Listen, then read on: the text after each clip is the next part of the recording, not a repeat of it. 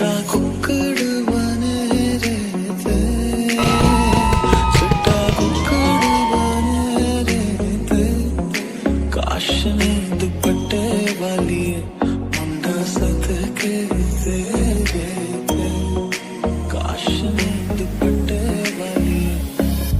आँखियाँ मेरी पूछ रही हैं तुमको, मेरे चैन नहीं है कितने लड़ाइयाँ में, तो आँखियाँ कितने लड़ाइयाँ में।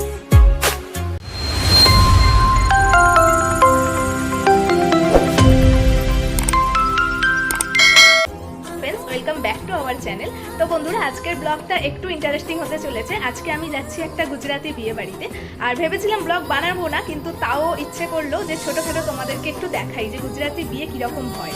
আর আজকে আমি যেখানে যাচ্ছি ওটা হলো আমার ম্যামের মেয়ের বিয়ে, মানে আমি যেখানে জব করতাম ওই ম্যামের মেয়ের বিয়ে। তো চলো আমরা বেরোচ্ছি, আর কি কি প্রিপারেশন করছি তোমরা প্রথমে দেখে নাও। আমি মেকআপ করে নিয়েছি, ওখানে গিয়ে আমি ড্রেস আপ করবো, আর প্রিপারেশনটা তোমরা জাস্ট দেখে নাও। তো বন্ধুরা বিয়ে বাড়িতে সাজের জন্য প্রথম যে জিনিসটা মাথায় আসে সেটা হলো চুড়ি, আর আমার কাছে রং বেরঙের প্রচুর চুড়ির কালেকশন আছে। এটা নিয়ে আমার একটা ভিডিও আছে, তোমরা চাইলে চেক করতে পারো। এখানে সেপারেট তিনটে তিনটে করে চুড়ি দেখতে পাচ্ছ, আর আমি বেশিরভাগ চুড়ি না ভেঙে ফেলেছি, যেহেতু আমার লেহেঙ্গাটা পিঙ্ক এবং গ্রিনে হবে সেই জন্য আমি এরকম একটা কম্বিনেশন করেছি। আর এই ব্যাগটা আমি যখন একটা জায়গায় সাজাতে গেছিলাম ওখান থেকে পেয়েছিলাম গিফটে।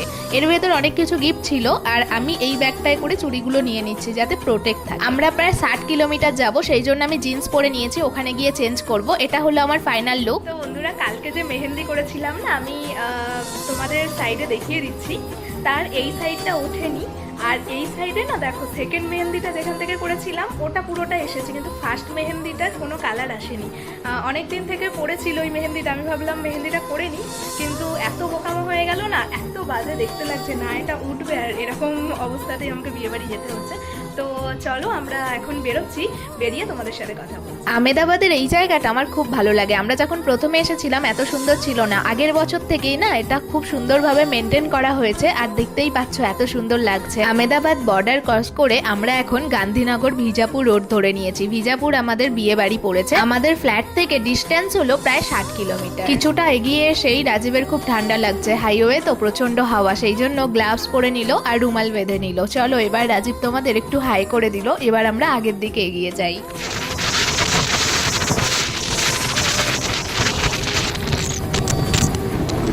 বন্ধুরা 60 কিলোমিটার রাস্তার মধ্যে আমরা অনেকটা চলে এসেছি, আর মাত্র 15 কিলোমিটারের জার্নি, আর এত গাড়ি সাউন্ড হচ্ছে রাস্তায়, দেখতেই পাচ্ছ হেলমেট খুলেছি, আর এখানে দাঁড়িয়ে আমি একটুখানি কথা বলে নিচ্ছি, না হলে প্রচুর ভয়েস আসছে প্রচুর। বন্ধুরা আমরা বিয়ে বাড়ি যাচ্ছি, তোমরা জানো তো বিয়ে বাড়ি আমাদের আমরা যেখানে থাকি আহমেদাবাদ গান্ধীনগর, সেখান থেকে 60 কিলোমিটার 60 কিলোমিটার দূরে। আমাদের কাছে কার নেই, কিন্তু কার ভাড়া করলে অনেকটাই নিয়ে নেবে 3-4 হাজার টাকা, সেই জন্য আমাদের একমাত্র ভরসা হচ্ছে বাইক। এখন মিনিমাম 45 কিলোমিটার চলে এসেছি, আর 15 কিলোমিটার যেতে হবে। আমি খুব এক্সাইটেড, কিন্তু গুজরাটে বেরিয়ে মানে বাইক জার্নি অনেকটা করা হয়নি, অনেকদিন করা হয়নি। তো একবার গিয়েছিলাম সিদ্ধিবিনায়ক, যেটা 45 কিলোমিটার ছিল, তো এটা 60 কিলোমিটার। তো আমি অনেক বিয়ের এখানে অনেক ম্যারেজে অ্যাটেন্ড করেছি, বন্ধুদের সাথে গিয়েছিলাম, কলিগসের সাথে। তো এখন আমরা দুজনে এখন বেরিয়েছি, অনেকটাই বেশ এক্সাইটেড লাগছে গুজরাটি বিয়ে অ্যাটেন্ড করার জন্য। তো বন্ধুরা চলো আমরা কাছাকাছি প্রায় এসে গেছি, আর কিছুক্ষণের মাত্র রাস্তা, আর দেখতেই পাচ্ছ ঠান্ডার জন্য জ্যাকেটই ভরসা, এছাড়া আর কিছু করার নেই। ওখানে গিয়ে লেহেঙ্গা চেঞ্জ করব, আর এখানে আবার আসার সময় আমরা এই কস্টিউমটা পরে রিটার্ন করব।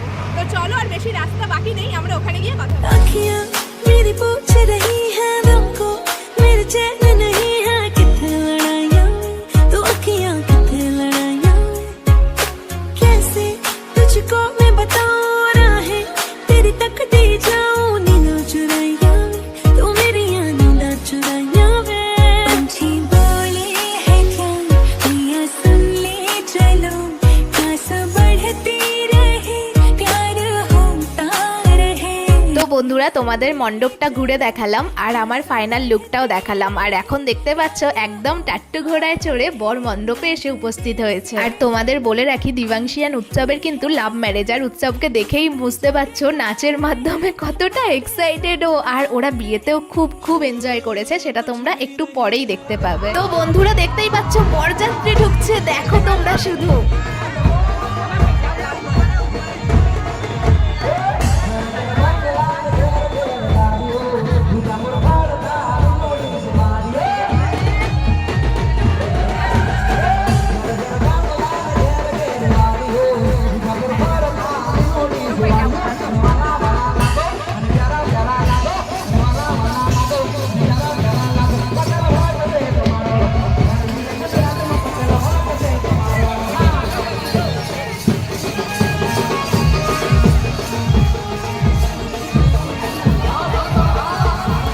গুজরাতে বিয়েতে একদিকে টাকার ওপর টাকা উঠছে আর এদিকে চলছে বরের বরণ। ম্যাম এখানে উৎসবকে বরণ করছে।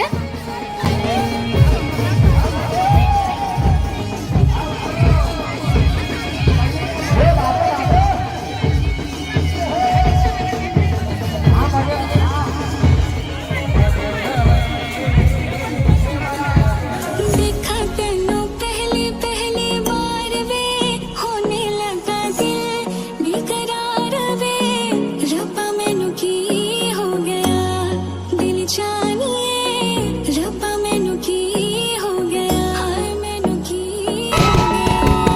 पता पता नहीं मेरा अब तो है उड़ा उड़ा फिरता हूँ तब से मैं मिले बिन तुझे रह पाऊँ ना खाली खाली दिन मेरे लगते थे रातें सारी उठ उठ जगते थे हाले दिल तुझे कह पाऊँ ना हिस्सा है तू अब तो मेरे दिल के जज्बातों का तू लफ्ज है ठहरा हुआ बस मेरी बातों का।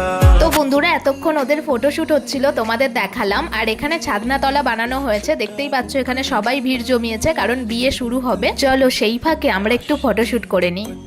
ऐसा देखा नहीं खूबसूरत कोई जिस्म जैसे अजंता की मूरत कोई जिस्म जैसे निगाहों पे जादू कोई जिस्म नगमा कोई जिस्म खुशबू कोई।